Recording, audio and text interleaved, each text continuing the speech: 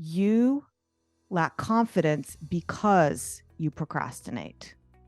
Because the very definition of confidence is self-trust. So every time you don't do what you say you're going to do, you erode your self-confidence. So how do you increase your confidence? You do what you say you're going to do. Are you a procrastinator? Do you lack confidence? If the question is yes to both, I have a question for you. Do you think that you procrastinate because you lack confidence, or do you lack confidence because you procrastinate? It's the question of the hour, right? Hey there, I'm Tracy Matthews. I'm the Chief Visionary Officer of Flourish and Thrive Academy and the host of the Thrive by Design podcast. And for the last 12 years, I've been supporting jewelry business owners and helping them launch, grow, and scale successful brands to 5, 6, 7 figures and beyond using my methodology called the Desired Brand Effect.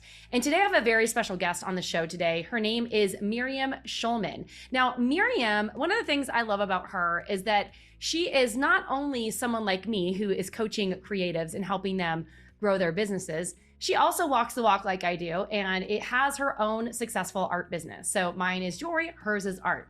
So whether you're struggling with procrastination, you're struggling or lacking confidence, or both, you are going to love this episode today. Now, before I do a quick intro of Miriam and dive into the episode, I want to make sure that you are subscribed to our YouTube channel. So make sure that you hit that little subscribe button, hit that notification bell so that you are reminded when we launch new episodes. And also, I would love for you to share in the comments below if there was a key takeaway or something that you're enjoying. All right, so Miriam Schulman is a watercolor artist and the founder of The Inspiration Place. She decided after 9/11 to ditch her career in finance at working at a hedge fund to go all in on her creativity and art. And now she teaches artists and creatives how to make money doing what they love and living the life that they've always dreamed of. So let's dive in to today's episode. Well, I am excited to finally have Miriam Schulman on the show about her book, Artpreneur. She is back for a second time. We had another episode where we talked about direct mail, right? This is a couple years ago. That's right. That's right. Yeah. Awesome. So welcome. Which I still use. I have a stack of envelopes right over there waiting to go out. I still haven't figured it out. I know that I need to do it. I keep saying I'm going to send a direct mail campaign for the last 2 years, and I have not done one. Should I show it to you? Are you going to use video at all? Okay, wait a minute. We're using video. Let's see it. I want to see what you're doing. Okay, so these, because like it used to be when I did the last time I did it, it was pre-COVID. So my assistant came to me and addressed them all. Now I am the one who has to do it. Yeah. And go to the post office, which I didn't do, which is why they're still sitting here. So, but you get to see what they look like. So it's basically a sales page. Oh, in a brochure. Into a booklet. So you have to have it in multiples of 4. Okay. So you have, your testimonials, your modules, your whatever. But the main difference is you put the URL on the bottom here. And they have like, oh, from this link only, you get to save. Oh, wow. It's a booklet. That's so amazing. I only give it to people who are like hot prospects. So for example, for you have people's addresses from selling books who haven't joined your program yet. All right. Thanks for the tip. You might be getting a direct mail piece from me guys. And hello, jewelers. The reason we do this, I mean, come on, you don't have, I wouldn't create one as big as this if I was selling jewelry. I would do like on Vistaprint, they have the trifold kind with a couple of pieces in it, or even just an oversized postcard, because we get so little mail these days that anyone who does it really stands out. Well, the other thing that we teach in a direct mail campaign inside of one of our programs, that's a little bit of a different strategy. It's like sending a card, thanking them for supporting their small business with a gift card in there to shop. And then another thing is that I've been getting a lot of are, if you have the budget for this, are catalogs from jewelry brands who are still small. Yeah. But big enough. They have like a lookbook that they're sending out. And I'm blown away. Like I love getting those. It's super smart because also I'm a slob. It takes a long time for me to clean up things. So if I like, Johnny Was catalog will sit around my house until the next one comes. Yeah, exactly. I love it. So, Miriam, I want to talk to you a little bit more about creativity, your book, how to build a business as an artpreneur. So, before we dive in, it's been a couple years since we've had you on the show. Tell me a little bit more about your background into being an artist. I always wanted to be an artist, but I didn't believe I could do it. So like many people, I didn't believe I could make a living that way. That's what I was told, and I believed them. And so I did the practical thing. I went to Wall Street because I figured, well, if I have to make money, where's the most money? Wall Street. So I'll go over there, I'll make money. And, I did make a lot of money, but after 9/11 happened, I took that as a sign from the universe not to go back to that world. And I know that there's a lot of listeners out there, their big awakening was the pandemic. I mean, there's nothing like a crisis to lift a veil over what's not working in your life, or really come to grips with, is this my life purpose? Sometimes it's something like a global thing, like 9/11 was for me, their pandemic. And sometimes it's something personal, like you lose a family member or you get a diagnosis, and then you have to come to terms with, what is my purpose right now? What am I doing with the rest of my life? That is, yeah. It's a lot. I've been interviewing a lot of people today, and I feel like I've been hearing so many stories of these like life-changing moments that have just put someone on a trajectory to do the thing, right? That they've been putting on the back burner, or that they think that they can't do. Yeah. So when the pandemic happened, that's when I decided it was time to write the book. Yeah. I love that. And so in that book, you talk about how to make a living from your art, right? And one of the things that you talk about is your passion to profit framework. Do you want to share a little bit more about that? When 9/11 happened, I still didn't believe I could make a living. And I started painting, I started selling, but it wasn't full-time right away. So I took a job as a Pilates instructor. And when I was working for the gym, they're very invested on getting you to sell personal training packages. So when that happened, that's when I had my aha moment that was like, oh, selling is a skill. Anyone can learn it. And guess what? I'm not going to use it to sell personal training packages. Goodbye, gym. I'm going to use it to sell my portraits. So the 5 fundamentals that I talk about in Artpreneur, I make everything clear for creatives so they can see that this applies to them, but this applies to every business on the planet. So there's 5 foundations. You have your production plan, which really means what are you producing? Your pricing plan, what are you pricing at? And you really have to do that math, what you're producing and what you're pricing it at. If you totally sold out your inventory, is that going to give you the income you're looking for? So looking at what your capacity is, if you're spending all day long to create a pair of earrings and you're only pricing it at $18, that's not a sustainable business. So you either have to change what you're making or change your pricing, and often it's both. So sometimes it's you're creating something that just can't be priced higher. Like the story I tell in the book is somebody came to me, it's like, well, I don't know what to do because I paint on rocks and people don't see it as real art. So I can't charge more. And I was like, well, I think you answered your own question. Don't sell painted rocks, So that's like a hobby, Well, yeah, there's just some things that just can't be priced higher. And therefore that's not something you're going to build a business around. Same thing goes people who are selling stickers. Stickers, unless you're selling subscription sticker kits, that's a whole different thing, like a planner kit every month with stickers. Selling these stickers for $3, that's not a business. It's not sustainable. No. So that's pricing and production. The next is prospecting. How are you finding your customers? I go deep on the email list in the book. When my first draft was handed in, the first editor who looked at my manuscript said, oh, she's in her 50s. That's why she doesn't believe in social media. She's old fashioned. I was like, no, if I was old fashioned, I would believe in social media. I know, exactly. So then I instead of like saying, oh, okay, I'll put in more about social media, I realized that that was an invitation for me to really go harder on why social media is not the best way to make sales and really share the numbers. So can I share with you some of Yeah, these please numbers? do. Okay. So when I first started writing the book in 21, the average Instagram engagement average was 1%. By the time I went to edit that part, because of the feedback I got, it had dropped. So this was in early 2022. The numbers have only dropped since then. So in early 2022, the average Instagrammer engagement was 0.6%. So just to put that in terms of numbers, that means out of 1,000 people, only 6 people are engaging with you. That's on average. But Tracy, here's the thing. Do you know what the average influencer's engagement rate might be? What's that? Well, it's better. It's like 1.12%. So Okay. even the people who like are teaching us how to get more engagement, TikToks and Reels, it's still pathetic. And then if you Well, a lot compare of them them, are like hiding their likes and views right now because they don't want anyone else to see like how low it is. oh, I mean, yeah. it's really bad. So just to like put a neat bow on this, we email, the average open rate is 24%.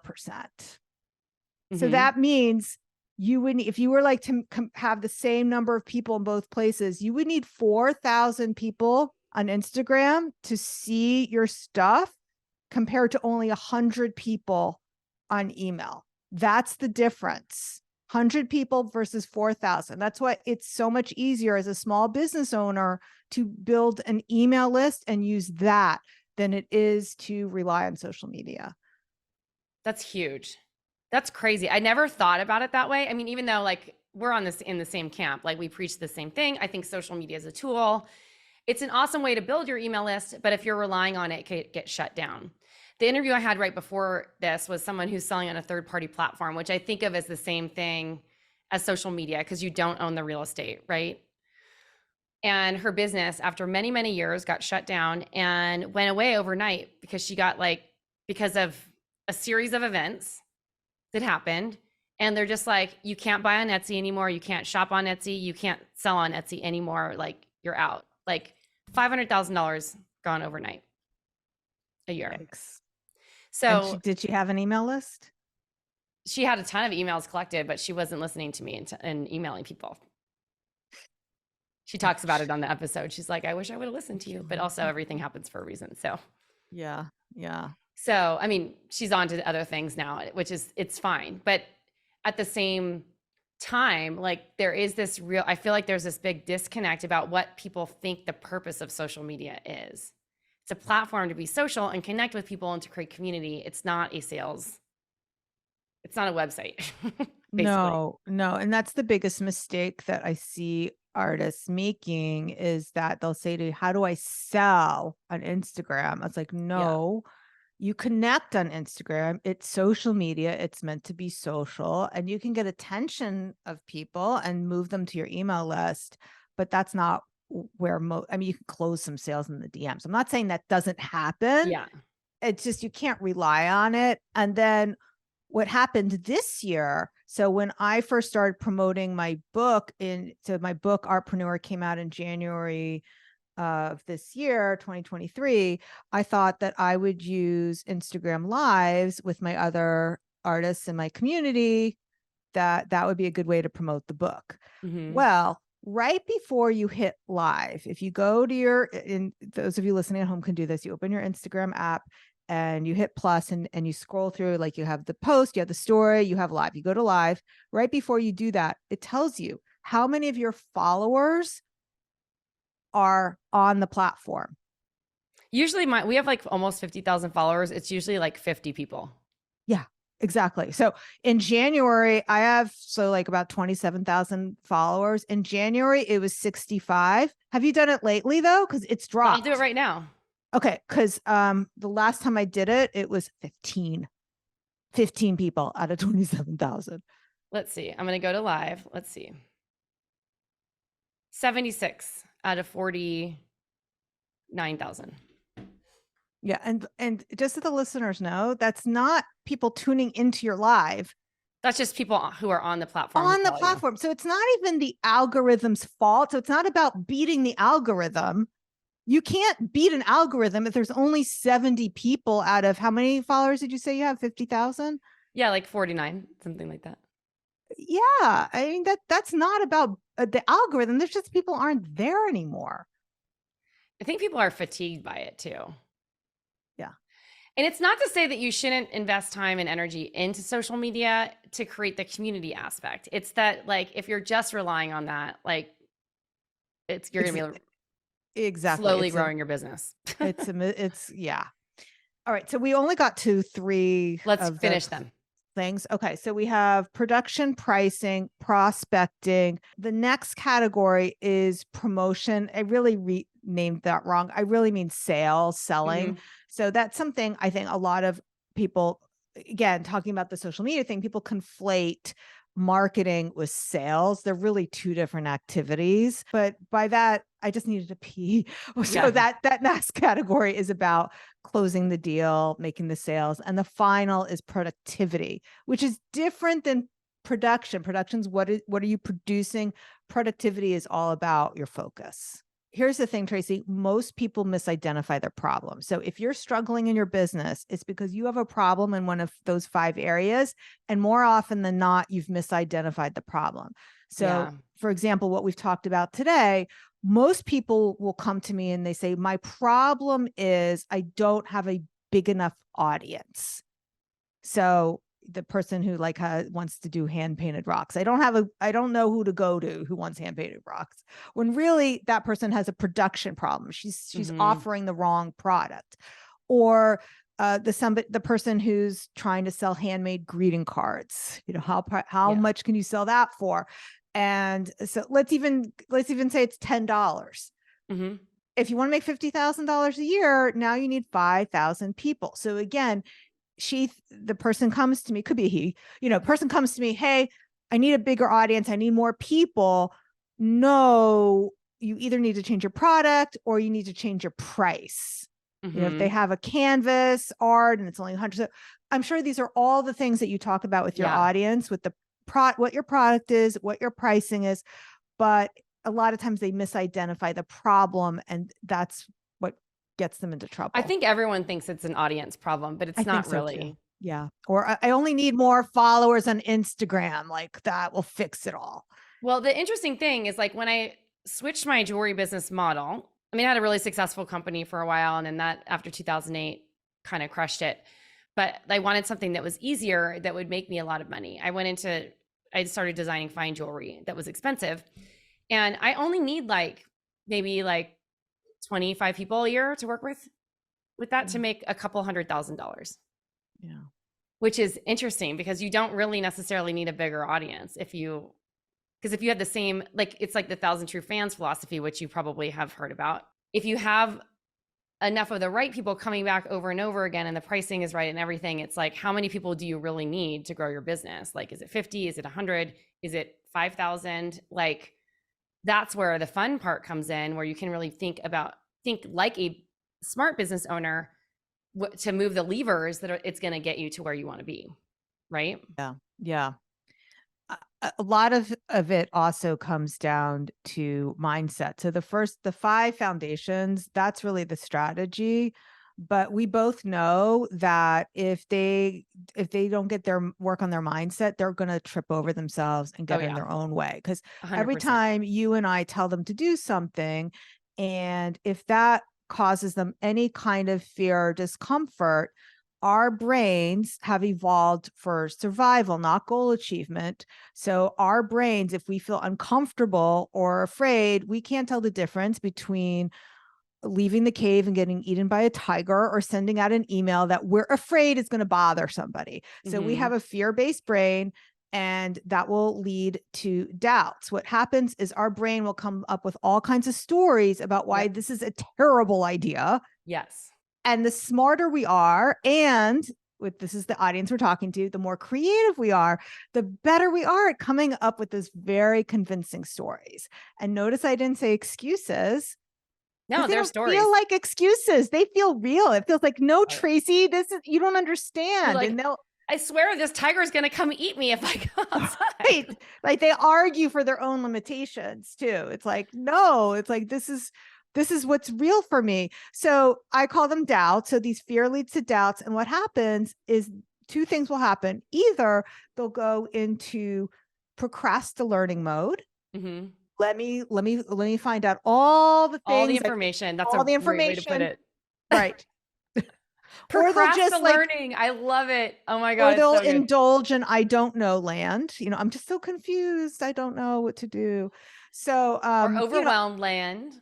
right. So they indulge in confusion, overwhelm. Well, overwhelm is usually from the procrastinating, because what Yeah. happens is now you have all these steps, and eventually you'll come up across a step that, like, that sounds like a terrible idea because you have all these other stories, Yeah. or you have conflicting advice, and now you still don't know what to do. So either way, confusion, overwhelm is going to lead to procrastination, not because something's wrong with you, but why should you take action if you have all this, if you don't know what the This is right step amazing. is? So now what's going to happen is that you're going to feel guilty because you're not taking action towards your dreams. Yeah, this is true.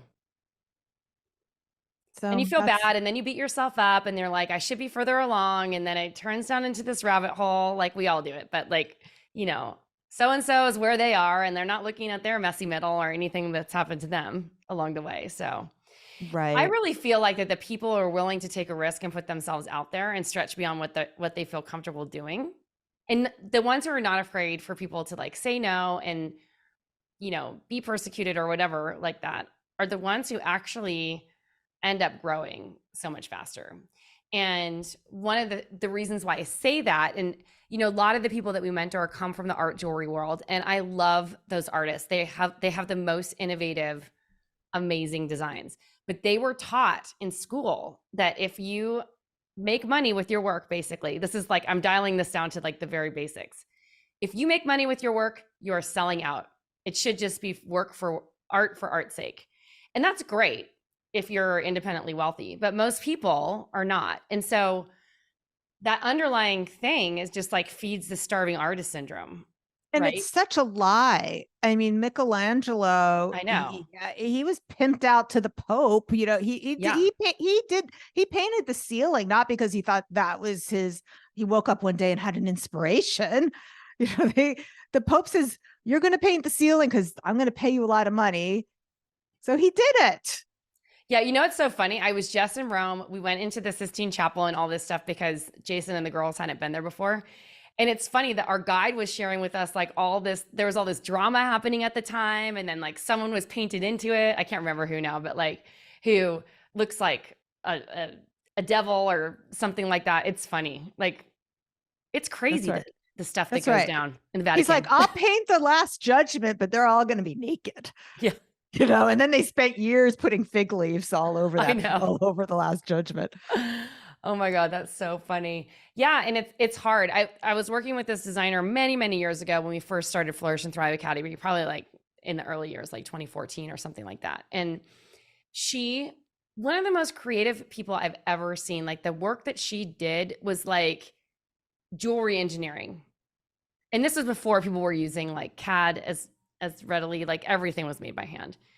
The girl could not ask for money. Like we'd literally start talking to her about like, what is coming up right now when someone reaches out to you and says they want to buy something? Why aren't you following up? And she's like it felt like death to her. And so to me, this is so sad that people let that fear of whatever it is, like if someone says no to you, it is not going to kill you. Yeah. Well, I talk a lot about this in Artpreneur, some of the reasons why we have fears around money. And a lot of it's much harder for women to do it. We've been socialized to not take up space and play small. I mean, this is like, we have to be as thin as possible. That's about not taking up space. So we don't want to, and I have trouble sometimes getting my artists to paint bigger because, I like painting small. I was like, oh, you mean you like being small? That's interesting. Oh my gosh, that's really interesting. Yeah. Jason's And helping out this artist, a friend of his. And I was like, he makes these really cool pieces. We had one, like a reproduction made so we can get it on a large scale. And I saw them in real life once. I'm like, oh my gosh, this painting is so small. Like, why isn't he doing this on a bigger canvas? And Jason's like, well, I keep telling him to, because I'm like, people don't want something No. like a tiny little thing. It's not like, what are you going to spend like on that? They're not like, Yeah. Well, that's like a and I'm sure, hobbyist painting kind of size.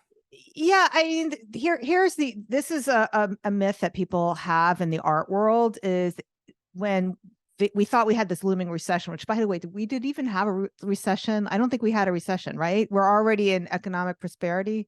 I Isn't have that no right? idea. I mean, I think it never happened, just so you know. Okay. We have inflation and we have grocery prices are higher, but the unemployment rate is really, really low. So anyway, we heard a lot of talk in the art world about how, oh, because of the economy, we should be offering small, affordable pieces. Oh no. Here's the thing. If you have an apartment with nothing in it, what are you most likely going to buy first? A $4,000 couch or a $400 end table? The couch. Exactly. So it's not the size and the price tag, it's what has the most desire for you.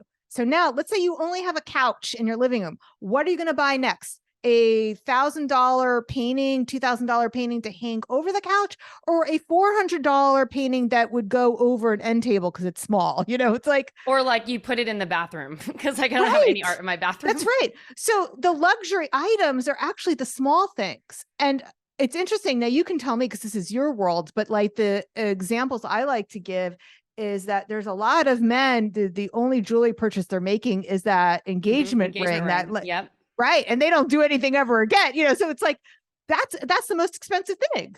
Yeah. One thing, Tracy, I wanted to talk about though, is you had mentioned before about people taking risk and having confidence. So the important thing is like, how do you get confidence? Yeah. Let's talk about it. Okay. How do you build that muscle? Because it can be built. Like when I started my company, I was procrastinating for like 6 months before I asked for a sale. Absolutely. So one thing I talk about in one of the chapters is my client, Margaret, not her real name, but this is a true story. So Margaret came to work with me and she was talking about how she procrastinates. And I says, why do you think that is? And she said, it's because I lack confidence. And I told her, no, it's the other way around. You lack confidence because you procrastinate. Because the very definition of confidence is self-trust. So every time you don't do what you say you're going to do, you erode your self-confidence. So how do you increase your confidence? You do what you say you're going to do. Yep. Follow through. Yeah. And that's why people who join our programs, Tracy, they gain so much confidence because we're pushing them to do what they need to do. Do what you say you're going to do. That's right. Do what you say you're going to do, and you'll increase your confidence. You'll build self-trust. It's in the definition. I love that. Oh, thank you for sharing that. That's so good. I don't even know where to go from here because I have all these questions. I haven't really asked you any of them. Oh, is this only a half-hour show? It's about, but we can go a little bit over. Like if there's one other thing that you want to share with our audience today, you know, if we were to talk about it for 10 minutes or so, what would that be? Do you want to talk about building a sustainable business? Do you want to talk about some of the reasons that creatives are like, well, we talked about procrastination. Let's talk about the Belief Triad. Okay, let's talk about that. What is the Belief Triad? Okay, I made it up. I like this. Okay. I should just like actually have you on. We could just have conversations all day long. I know. So just so the listeners know, we were like legit talking for 10 minutes before I told Tracy we have to start recording because I'm in New York and I'm getting tired. Like 2 hours out. Okay, so the Belief Triad. So we've all heard about you have to believe in yourself, like every self-development book. You have to believe in your product and your art. What I never hear people talk about, so this is where I came up with this framework, the Belief Triad, is you have to believe in your customer. That's good. What does that look like? The example I love to give is in the movie Pretty Woman, where Julia Roberts goes shopping with Richard Gere's gold card. And if you, I don't know, from another planet and you've never seen it. Yeah. So she's a hooker, and Richard Gere doesn't want her to dress like a hooker. He says, here's my gold card, go buy something nice for yourself. But she goes into a boutique and the mean salespeople won't wait on her. We all think we're not the mean sales lady, but how many times have we thought to ourselves, she won't pay for that? Not because we're being mean, but we just don't believe in our customer. When you, Tracy, are deciding whether or not to buy a $10,000 painting, if I'm trying to decide whether or not to buy a $5,000 pair of earrings, I'll just go with my example. I'm not trying to decide if your jewelry, Tracy, is worth $5,000. I'm trying to decide if I'm worth $5,000, if I'm worth investing in. That's what's going through my mind. That's why us as the creators, as the sellers, we have to believe in our customers. We have to believe in their worth more than they believe in themselves. We have to believe in them. If we're projecting any uncertainty in that moment about our belief in them, they will feel that. And the brain hates uncertainty. That is so good. I've never heard that described that way, but it's true. You know, a lot of people say, they're saying like, oh, I don't think my customer would pay that. People would pay that. This is the reason why the customer is not paying that. Yes. I have you don't believe in them. I have a great story. I interviewed her for the podcast many years ago, Alison Hayes. She is a silver artist, and she had all this stuff, had beliefs about what people would spend because she's like looking through the framework of what she can personally afford. Yeah. And selling from your own pocketbook. But people would come into her booth and they looked at the price and they'd be like, what is this made out of? And she'd be like, silver. They're like, oh. And then they put it down and leave. She got so frustrated because she had spent 3 days at the show. No one bought anything. It was the last day. She tore off. She's like, what do I have to lose? She tore off all the price tags, doubled or tripled the price of everything. Every single piece sold by the end of the day, because the price in the mind of the consumer, the people who were shopping there, matched what they thought the piece should cost, not what she thought people would pay for the piece. Yes. And so that is a huge lesson for people. It's not, I was just on a call with someone and I'm like, what's your budget, for an engagement ring? He's like, well, so-and-so told me that their ring was this amount. And so-and-so told me that in their previous customers, because this was a referral, was this amount. And I was like, well, let's talk about your piece because it's a different piece. It's not the same.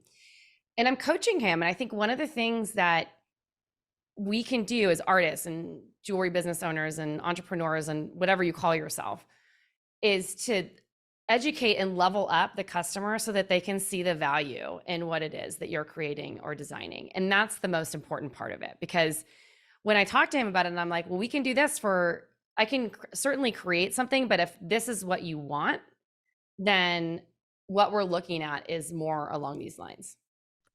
The way I want to send your listeners off today is the same way I ended the book Artpreneur. And that is, there are going to be lots of times where you feel what you're doing isn't working, you're taking all the right steps, and you're not making forward progress. But what I want you to know is that if you keep taking action, not procrastinating, not staying in confusion and overwhelm, but taking one step in front of the other, not marching in place either, but marching forward, you will make forward progress. And that also means you're not blaming your boots. In other words, you're not blaming the circumstances. It's not your boots, but just keep putting one foot in front of the other, and you will get there. So I'd also like to offer a gift for your listeners. You can get chapter 1 of my book, Artpreneur, absolutely free. All you have to do is go to Schulman Art. That's SCHULMANART, schulmanart.com/believe. The first chapter is Choose to Believe. And I'll send you chapter 1 absolutely free. Tracy, thank you so much again for having me on and trusting me with your listeners. It's been such an honor to be with you here today.